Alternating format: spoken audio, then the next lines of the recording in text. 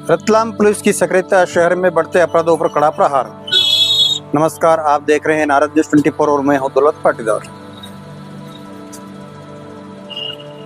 Ratlam police ने एक बार फिर अपराधियों पर कड़ा शिकंजा कस दिया है। औद्योगिक क्षेत्र थाना पुलिस के मुखबरी की सूचना पर कार्रवाई करते हुए एक आरोपी को अवैध पिस्टल और जिंदा कारतूस के साथ गिरफ्तार किया है।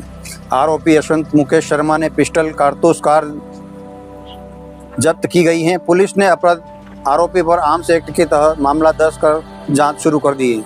आप देख रहे हैं निष्पक्ष आम जनता की आवाज़ और मैं हूं दौलत पाटीदार। देखते रहिए इसी तरह की खबर और हाँ, चैनल को लाइक और सब्सक्राइब जरूर करें।